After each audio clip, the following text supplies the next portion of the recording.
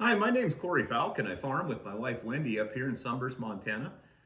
We're integrating livestock into our cropping, which is really kind of the basis of this video, but we're also going to take you through a lot of the no-till stuff that we changed here. So we've added a stripper header this fall. We'll take you through kind of the advantages of that and the stubble and some of the things to look for on that. The livestock watering, when you integrate livestock into the cropping systems, there's usually not water there, and we'll walk you through kind of how we're handling those situations. And also, we intensive graze, and we intensive graze across the cover crop. If we seed cover crop on the crop ground, but we're also intensive grazing across some of our grass as well. And we're going to walk you through some of the challenges that we found with that, some of the equipment that we use after all this research and stuff we tried, and the things that worked and the things that didn't, and also how the water system works on that. So we've been no-tilling on this farm between my dad, who retired about 10 years ago, and us for about 20 years. There was no livestock on this farm for about 20 years prior to my wife Wendy and I taking this operation over. We reintegrated the livestock onto the grassland right away, of course, when we brought those back in, which would have been 15 years ago or so. And the last 5 years or so, we've been integrating them into the crop ground as well, which seems to be working really well. So we'll walk you through that part. We run about 70 pairs of Aberdeen Angus cross cattle now. We just changed our livestock breeds to downsize the frame of the cattle. Kind of walk you through why we did that. And then we also convert the steers. Then we run those all as yearlings and then convert those into beef and sell them through some freezers in our crop insurance businesses, which we actually have a crop insurance office, or insurance office, I should say. We do homes and autos and stuff as well, but we have an office in Sunburst and Shelby where we have freezers which we can sell beef out of. So we're going to kind of walk you through what we learned on the retail end of the beef as well. And as far as what we farm, we have about 4,500 dryland acres up here in Sunburst. Everything is cropped. We quit fallowing 3 years ago. We quit right at the beginning of a drought, which was difficult, but this year's the first year it's rained, and it really looks like this is going to work out, I think. So we'll walk you through some yields, I think, at the end on that too. How many people are employed here? Wendy does almost all the farm work. I'm an agronomist. I actually still do that for people, and we have a chemical retail business here, so I kind of focus more on the agronomy end of things. Wendy does a lot of the farm work along with Willow, who's our hired hand. So there's 2 full-time people on the farm. And then our insurance office actually splits an employee with the chemical retail business, which is with Ben Taylor's here. And so that employee works half-time on the farm, and I work about maybe half-time on the farm as well. So there'd be 2 full-time farm employees, 2 part-time farm employees. As far as crops we produce, we have wheat, barley, mustard, canola, yellow peas, chickpeas, flax, and of course some perennial grazing mix. We've seeded kind of our less productive stuff back to grass and intensive grazed cattle across that, and seen some really awesome results on that end of things. So as far as the cash crop residual grazing, basically we take the crop off in the fall and then try and find some area that we can put those cattle on where they're just grazing crop aftermath at that point, just because it's cheap grazing for us here. So how's the cash crop marketed? All the crops are fixed contracts, except of course the wheat, which is one of the more challenging marketing things. We do malt barley, so that's a contract. Chickpeas are pretty easy crop to contract. The mustard's a contracted crop. And then the yellow peas, those are usually open market, that we just deliver up to Sweetgrass, or somebody comes out of Canada and picks those up. So as far as the livestock breed, we were all Angus. Our frame sizes were getting ridiculously huge, like 1,700 pound cows.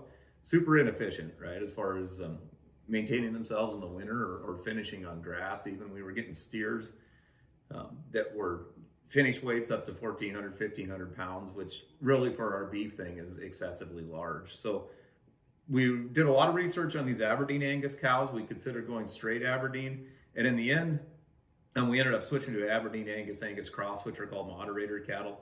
Frame size of about 1,000 to 1,100 pounds. But the steers finish at a smaller weight. They finish quicker and better on grass, and bigger ribeye area, and a bigger cutout when they're butchered. So I think it's going to be a really positive change for our beef business, really consistent meat quality, because the place we got them from is bred for nothing more than just that, basically. And So far, super happy with the cows, super happy with the amount of grass they're consuming. You can run basically 30% more animals than you would have with the big frame sized ones. So I think that's going to work out well. Do we soil sample? We do. We soil sample every field in 3 zones. So there's a red, yellow, and green. So highly productive, average, and low productive areas of the field. It might be that there's a red area up in one corner and a red down in the bottom right corner. Those are both red zones, and they get sampled together and thrown in the same sample bucket. So I'll put up some footage or whatever of that too, so you guys can kind of see how the zone sampling works on our place. We don't get really too concerned about getting way down into individual little grids, because on dry land you can't pay for that anyways, right? But certainly in these huge blocks we farm anymore, when you're farming 400 or 500 acres in one field, you can take that field and split it down into less productive and more productive areas, sample those separate, and then put more fertilizer where it needs it and less where it doesn't, right? And we also vary the rate of the seed through the drill. So the better ground, the bottoms or whatever, get higher seeding rates, the top grounds get lower. And that really seems to help with the stand as far as finishing consistently and quality in the grain. As far as our stock water system, it varies. Some of our pastures have ponds. Some of those we don't intensive graze, but they're small pastures, so we might turn some animals in a 150 acre pasture for maybe 2 or 3 weeks. There's a pond in there that services them for the water needs, and we get them out of there. When we intensive graze, we are dragging poly pipe, the black HPDE pipe around, and then we'll go through the fittings that we used to hook those together, but these really cool quick connects anymore that you can put over that pipe. In 500-foot sections is how we have it laid out, with tees every 500 feet. And we even have water that we can pull along behind the cattle to service the cattle as we move the fences, basically. And that system seems to be really working well as long as it's not hot out. Once it gets hot, then we have some issues with some heat, that pipe heating the water up, but we will go through that as well. So anyways, that's a quick overview of our farm. I hope I can kind of walk you around the farm and show you this stuff so that you guys can learn just like we did. We spent so much time on the internet researching all these things, trying to find everything from how to water the cattle, where to find a waterer, what the best type of poly wire is to use, which there's big variances in that, even in the intensive grazing part. And I hope you can just kind of take all the time that we spent and save yourself some time as we walk through this. So thanks a lot. It'll be fun to kind of take you along here and kind of show you what we've discovered. And I hope we get a chance to learn from all of you someday here too. So this is the seeding setup that we're using to seed these cash crops and the cover crops now. It's a Case 500 disc drill hooked to a 35-55 cart. Last year is the first year we used a disc drill, so I'm going to walk you guys through some of the parts on this drill and stuff too. Because if you haven't used one before, it is a completely different setup, obviously, than what a hoe drill is. We switched from a 70-foot hoe drill to this 50-foot disc drill and are able to get at least as many acres per day done. Part of that is when that disc drill is running, there's very few things that go wrong. There's certainly more time at the end replacing discs than there would be replacing points in a hoe drill, but in season, this thing seems to be really low maintenance. Now, it is the first year we've run it. It is a new drill, so we'll know more, I guess, as the years goes on as far as things that wear out. But so far, really happy with this drill. Basically, it's a single disc that slices at an angle into the ground, leaves very little disturbance, throws a seed down in there. And then there's Needham closers in the back of this, which are just a combined firming and closing wheel. If you look at a John Deere, let's say there's a firming wheel on those disc drills and then a closing wheel behind it. That's a lot more linkages in there, things that can go out, right, as far as bushings or grease points. So really simple setup. I'm not saying it's better than the John Deere, but as far as moving parts and grease points, certainly better that way. So that 35-55 cart, it allows us to vary the rate of the seed, like we talked about on the variable rate maps, which I'll take you through, and vary the rate of the fertilizer. It also has section control, so when every 8-foot section of that drill gets into somewhere it's seeded, it's staggering it off. Really important for waste, basically, for us, because a lot of this has to be seeded at an angle to avoid hairpinning. We'll go through that too. I'll show you some hairpinning issues that we had. When you seed at an angle, obviously there's a lot of overlap in those ends, and we were still only running 3 to 5% on those fields. Before, with our hoe drill, seeding straight north and south, we were running 10 to 15%. So that overlap control, I think, is something that would really pay for itself quick on this cart. And then we're just pulling it, as you can see over there, with a 435 case tractor. There is no need for a 600 horse tractor on this kind of setup because that drill pulls pretty darn easy, actually. So I'm going to walk you over to the drill, take you through kind of how the opening and then the closing setup works on that. Some of the stuff we learned with the disc drill, and then we'll move on to actually going through just some of the stuff on the cart just real quick to show you how that works. So here's how the opening and closing system works on these disc drills, on this case disc drill to be specific. We just replaced these with some French hardened steel discs. We got about 5,000 acres out of a set of discs, which was pushing it actually. They wore down to about 16 inches. We should have quit at about 16 and a half, it sounds like, on these drills. We just wanted to finish the season out. We're hoping we get that whole 5,000 acres out of this without wearing it down past that 16-inch mark now. So brand new discs on here. 5,000 acres roughly we got out of our stuff, but we have super rocky ground, which we'll show you guys the type of ground that we're farming. It's probably nearly as destructive as you could get on this kind of equipment. So it held up really quite well. Zero things went wrong in season with this. The only thing we even had break was one little plastic tab on this seed boot holder here. So obviously the seed comes out of the air cart, gets split out just like a normal air drill, and then it drops it down in this tube, which is going to drop right into that trench that this disc is cutting at an angle.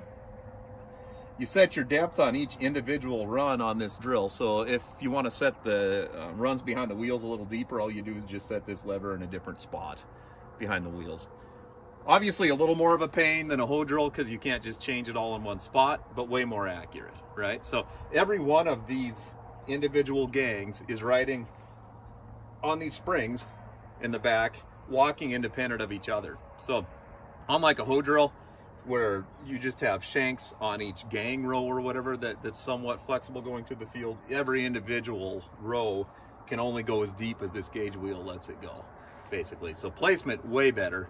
And placement at high speeds way better, obviously. So after it cuts that trench, it drops the seed down in here, and this gauge wheel is gauging our depth. The seeds drop down in the bottom of that trench, and then this closing wheel comes along behind, pushes the dirt back into the trench, and then also packs it at the same time. So this is a Needham Ag setup. Really like this closing wheel setup so far. You can change this angle if you start seeding deeper or shallower. You can change how aggressive it's pushing the dirt back in. And then this little lever lets us adjust how much down pressure that packing system's putting on there. So when it's really wet, we might have that packing thing set back in the middle or even on pretty light pressure so we don't pack really hard. As it got drier at the end of the year, we were able to just flip all those levers up and put more pressure down on the closing part at the end. Biggest thing with this, obviously, low disturbance. You're only cutting at most a quarter to half-inch trench in the ground as you're seeding, instead of all the disturbance with the hoe drill. Other advantage we found of this in rocky ground is we're not popping rocks out of the ground anymore. So for us, that's a huge deal because, like I said, I'll show you the ground we're farming. Lots of rocks. This actually is packing rocks in the ground as it's riding on that gauge wheel instead of popping rocks out like our hoe drill was. As far as issues, really nothing that we found so far with this, other than we did have a little hairpinning problem on the chickpea flax stubble where we didn't seed at an angle at the beginning of using this, which I'll walk you through why that happens. So that's that setup. This is the no-till setup that we use. Till a couple of years ago of annual crops, and we started converting some of these harder to farm areas and maybe some of the less productive areas to perennial grass types. At least we can leave this in for 5 years, let's say, and break it back out into crop ground if things turn around in farming. So I think we're going to focus more and more on this. I think we can make really good money, or reasonably decent money at least, on this ground intensive grazing it and converting it into beef rather than inefficiently farming it. So you can see here, this stuff got established really well. It was seeded about 2 years ago. We grazed the cattle on it just briefly after we seeded it that first year to kind of clean the weeds up. That was one of the things we're going to cover actually in this video, is using the cattle also to manage the weeds and the things. So kochia is really a pretty high protein plant as long as they have some other roughage they can mix with it. That's usually our biggest issue the first year in. So you're always going to have kochia coming grass the first year. The amazing thing with nature is once you fill that void with grass or alfalfa plants, the kochia goes away, right? So this had some kochia that came in it, but really pretty well established grass stand. We've got a couple of Bromegrass is in here, some intermediate wheatgrass, I believe, and some fleet Meadowbrome, and then some grazing alfalfa. It seems to be a pretty darn good mix for grazing throughout the year. You can see there's still some green in here, and we haven't had rain in months. The reason there is so much material left in this field is we're going to try doing some winter stockpiling of forage. So we're just going to leave this stuff, and this is where the cattle will be in the winter oftentimes when it gets stormy anyways. Turn the cows out in here and let them forage through here and not feed them as much hay. When we are feeding hay, we're doing bale grazing, which will kind of walk you through some of those spots and show you how that's really improving some of this ground as well. As far as increasing organic matter, obviously we're getting so much more done here because we basically have a multi-species cover now in here, right? We've got alfalfa, which is a legume, 4 different grass species, and then some other stuff, natural weedy type stuff that volunteers in here that's just a positive for the soil. So weeds aren't always a negative. Those weeds are filling a void in here if you see some of those out in throughout this. So ideally we'll come in late fall or winter if the ground's not froze and intensive graze the cattle back across this in kind of a dormant grazing situation. If the ground's too froze, we'll just turn them in here. There's 40 acres here, but a fair amount of tonnage. So that 70 head of cows that we have with those smaller framed animals, I think we could get pretty close to a month out of this as far as the forage value goes. So I just wanted to walk you guys through what we were doing with taking some of the annual crop ground, converting it into perennial mixes. It doesn't mean this can't go back and crop eventually, but it's a really good way to have a living root all year long without a bunch of seeding costs every year. There's zero ground disturbance, and intensive grazing across this really ramps up the soil health and ramps up the organic matter as well out in the soil, I think. So since we're already in one of these pastures, I'll take you over to our fence setup. One thing we did right, just serendipity basically, not because we planned it this way, but as far as intensive grazing goes, having electric fence, high tensile around the outside really is the way to go to make it work without a bunch of extra labor during the year. So I'll take you over to our high tensile fence setup. Super simple. There's not insulators involved or anything. We're just stapling the wires to the post, and I'll show you how that works. So this is our high tensile wire setup. We went to 3 wires just because, I don't know, you can kind of hold animals in here really without even having the power on oftentimes once they're used to the electric fence. We have a 3-wire setup here. We were running the hot wire in the middle and grounding the other 2 wires out. That in theory should work way better, right? Because the cattle can ground their heads between the ground and the hot wire. The problem with having a ground mixed in with the hots is that anytime something is touching this wire, whether it be on one of our corner braces or whatever, it would ground the whole fence system out. So after we experimented with that a while, we just went to all hot wires, and we've had way better luck. So mixing grounds and hots to me seems kind of like, I think it certainly shocks them better if you have the fence actually all working right, but there's so many more things that can go wrong as far as something tumbling into this fence and grounding out between the ground and the hot wire, that just get a really good fencer, put a lot of ground rods in, buy the fencer, and then I wouldn't ground out the wires at all on this fence. I would just run them all hot. That seems to be our best experience. The other cool thing with that is you can hook on any of these wires when we spool out our portable fence, which I'll take you through too. So we didn't screw with any insulators. We just put all wood posts in, which obviously are naturally insulated for the most part. We run this around about 4 miles of fence around this section here, and still don't have a huge amount of voltage drop by the time we get to the end of the fence. So insulators are one of the biggest pains with electric fence. The deer chew on them. They just wear out and the wire pops out and they're kind of hanging off of this post. So we just bagged all the insulators. You got to be careful when we get to the corners, which we'll look at a corner brace too, so that brace wire is not touching the ground and grounding these wires out. But all in all, the less you can avoid, or the more you can avoid the insulator situation, the better, because that's really one of the biggest issues with this fence. The other thing we'll cover is the gates. And so the gates are usually your biggest voltage drop area if you just run a wire across and keep hooking it up every time. What we ended up doing is burying wires under all the gates. Some of that we didn't do quite right. We were in a hurry and we didn't bury the wire deep enough, and then the wires pull apart, so under the gate can be an issue. What we're starting to do now is put the wire through some of that HDPE pipe and then bury it, and I think that's going to fix our issues under the gates too. So anyways, what we've got here is 3 strands of high tensile wire. It's really easy. These are on a lot of these pastures are set up a 1/4 mile wide, which is about what our spool will hold on the portable wire situation, so we can spool all the way across with one spool when we're moving fence every day for the intensive. So we're out here in a mustard field that we're cutting right now, and I just kind of wanted to walk you guys through the kind of ground we were talking about here, especially for reference for the equipment and what it's having to go through. So I'll take you through, I'll show you the mustard as it's being cut. There's some challenges with that as far as feeding into the combine. One of our biggest challenges here, though, obviously, is the rock situation. So as you can see in this ground here, there is a ridiculous amount of rocks. So if equipment can run here, like that disc drill, I think it can pretty well run anywhere. Obvious challenges with the rocks, not only with the disc drill, but on wearing skids out on the combine and the such. So we're going through a set of those poly skid plates under this MacDon header that you'll see running here. At least one per year. We're only running that header on half the acres now with the stripper, so I think we'll get away with just once. But challenges in this, obviously, right, with growing pulse crops like peas, chickpeas, anything that we have to cut with the flex draper end of it. Rolling this seems to help a lot. The disc drill seems to be helping a lot with not popping these out. So what would happen before with that hoe drill is it would come along, rake into the ground here, and then it would pop these rocks up. So you'd end up with a bunch of rocks maybe sticking on end, or big rocks that were popped up above. That part's pretty well been eliminated with the disc drill, it appears. So obvious advantages of the mustard: deep-rooted crop, it breaks compaction layers. It also is really good at cycling phosphorus, so we're getting phosphorus release in the soil for free. Our soil samples oftentimes show up phosphorus deficient. That doesn't mean that there's not phosphorus in the soil, it's just not accessible because it's tied up. These plants are really good at releasing phosphorus. When the material breaks back down in the plant, then the phosphorus is released for the next crop. And we've seen really good results on following wheat or barley into canola as far as a yield bump, canola or mustard. This is mustard. Mustard's a more challenging crop to get yield out of.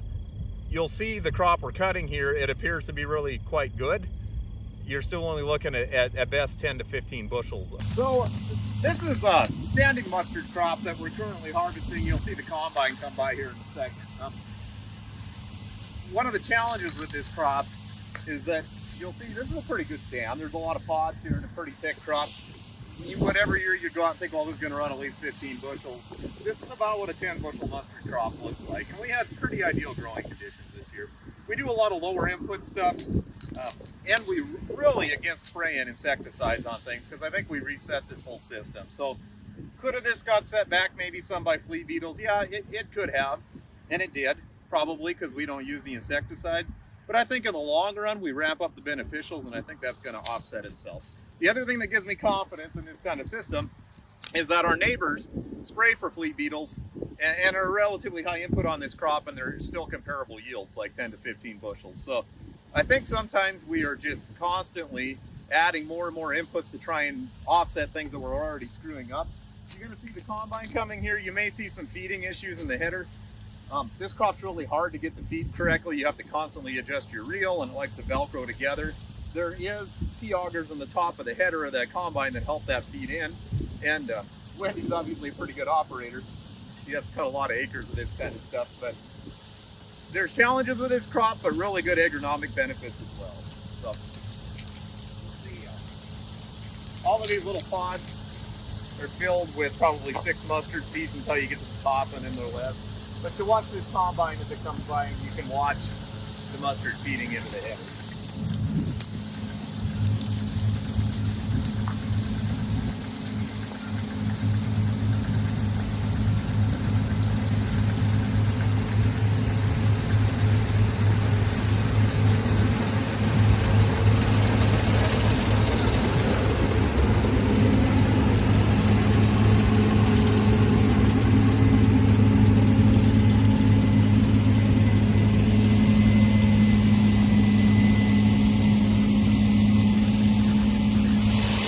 So one other thing we'll cover with this, as you can see, there's a fair amount of residue coming out the back of the combine, but all that residue breaks down really quite quickly. So as far as a ground cover type of crop, whether it's mustard or peas or chickpeas, these crops have residue that doesn't last a long time. There's a lot of snow catch with mustard, but not a lot of residue.